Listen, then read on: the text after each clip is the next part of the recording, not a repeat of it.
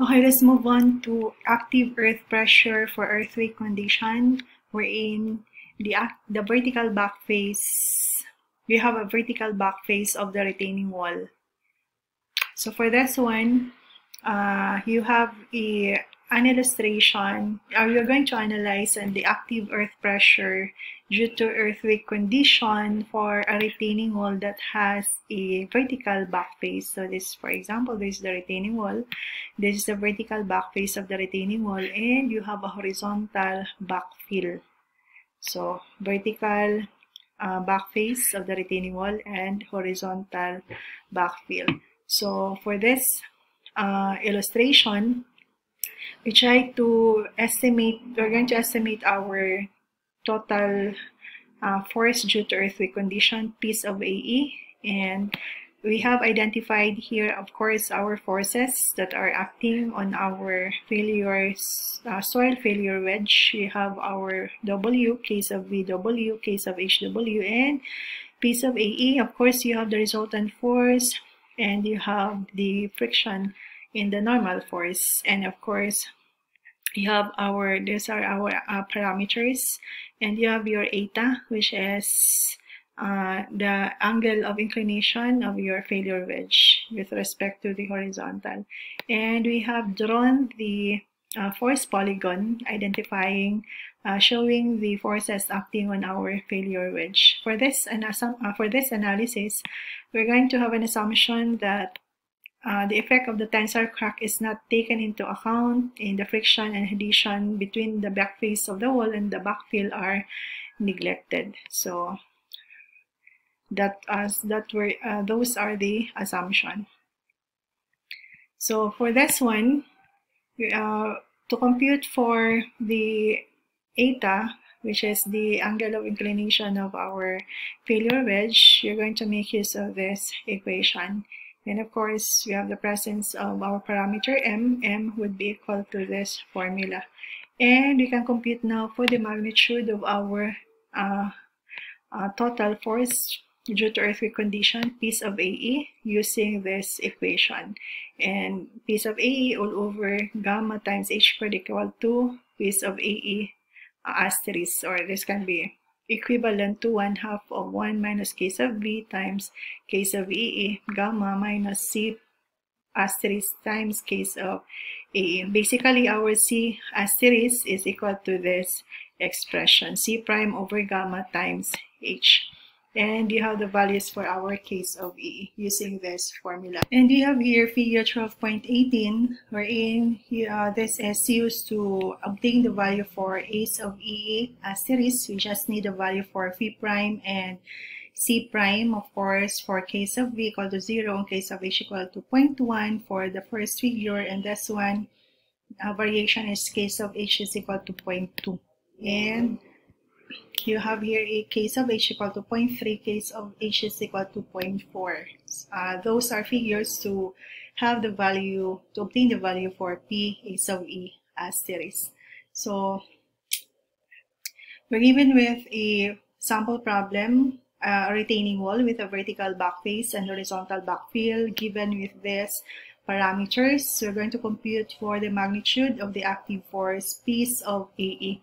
And we have to compute first for C prime, C asterisk, which is 0.05, and phi prime is equal to 20 degrees.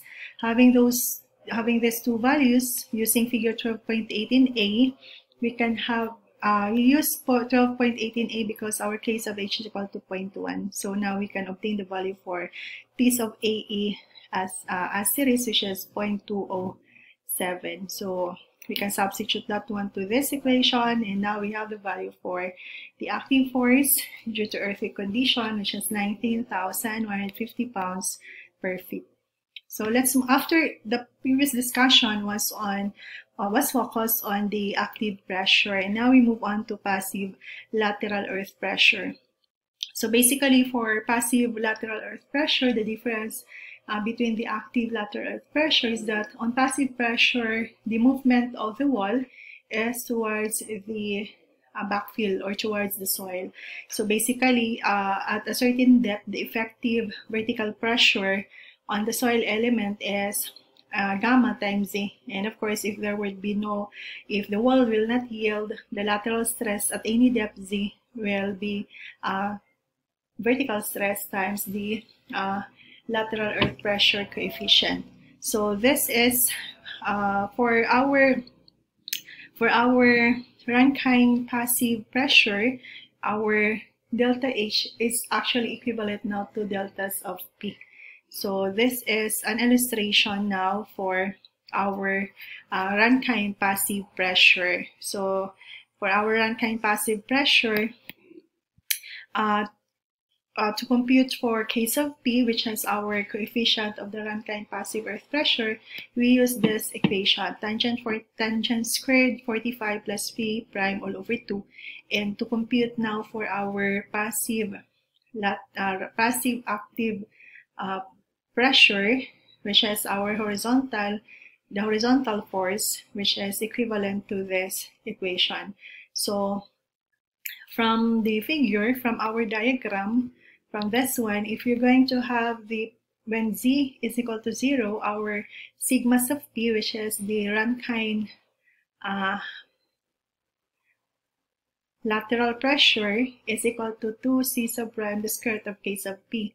And if Z is equal to H, our Rankine passive lateral earth pressure is equal to K sub P gamma H plus 2 sub C prime the square root of K sub P. And this is actually the formula or for the analysis of the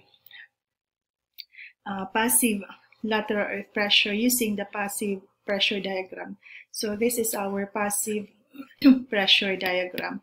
And to compute now for our passive force per unit length of the wall, so using our pressure diagram, you can make use of that. You just get the area of the pressure diagram, and it results to this equation. This is now the passive force per unit length of the wall. So for this one, we have here the wall movement for the passive condition, delta X, for the different soil type. So if the backfield behind the wall is a granular soil, our C prime is equal to 0. So therefore, our passive force per unit length of the wall will be reduced into this equation. So we have here a sample problem. A 3-meter high wall is shown in our figure 12.20. This is the figure for our problem. So we are given with our parameters on the top layer of the soil and in the bottom layer. Of course, we have the presence of the groundwater. So for this one, let us compute for the passive lateral earth pressure at the top layer of the soil and the passive lateral earth pressure on the lower part of the soil. So for this one, we're going to have now our case of P on the top layer, which is 3, and case of P on the bottom soil layer is equal to 2.56. So that we can have we're going to have the passive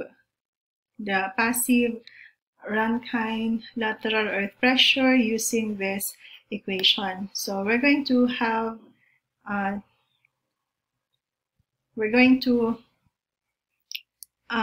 the effective vertical stress so that we can compute for the passive lateral earth pressure. So it starts with at 0, Z is equal to 0. Of course, our vertical stress would be equal to 0.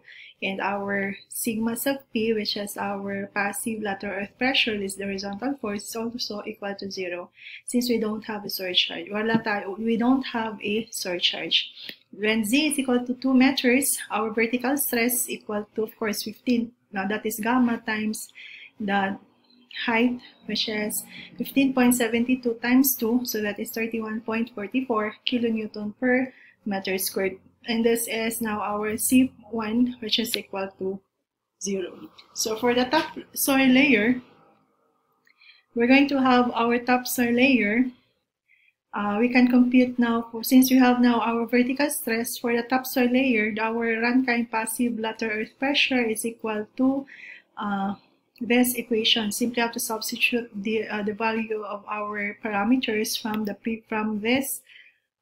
this equation. So substituting that one, we're going to have now the value which is 31.44 times 3, and that is equal now to 94.32. So basically for this is on 2 meters, the Z is 2 meters, and we're using the topsoil layer.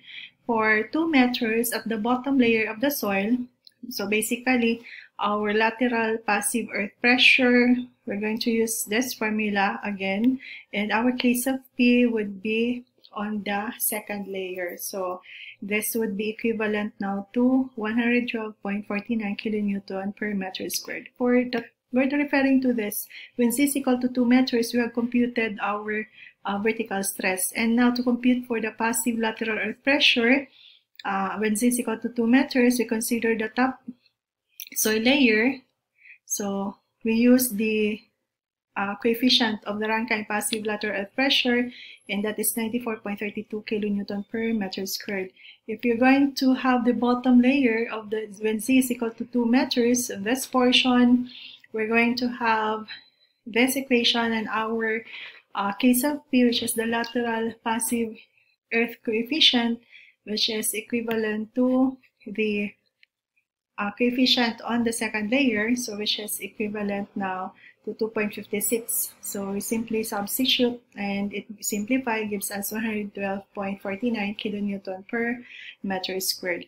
Again, at Z is equal to 3 meters, now we're going to have Z is equal to 3 meters. That is the height actually of the retaining wall. So to get the vertical stress, you get that would be the summation from this portion plus this portion.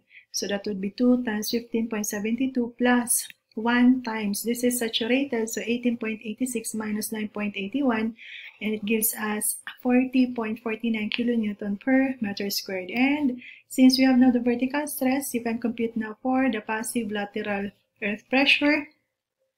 And of course, our coefficient here for the lateral earth pressure, passive lateral earth pressure is 2.56. And simplify that one, it gives us 135.65 kilonewton per meter squared.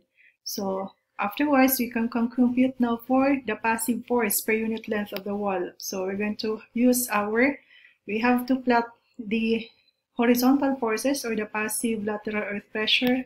So we have 94, starting from here, from the top layer, since we don't have a surcharge, so this would be a triangle 94.32.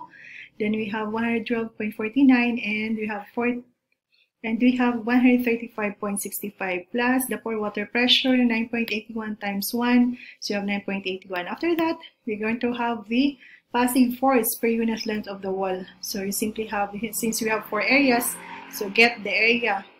If you have 4 figure, you get the area of those, then you get the total. You simply have to add, and that is now the total passive force per unit length of the wall, which is 223.3 kilonewton per meter.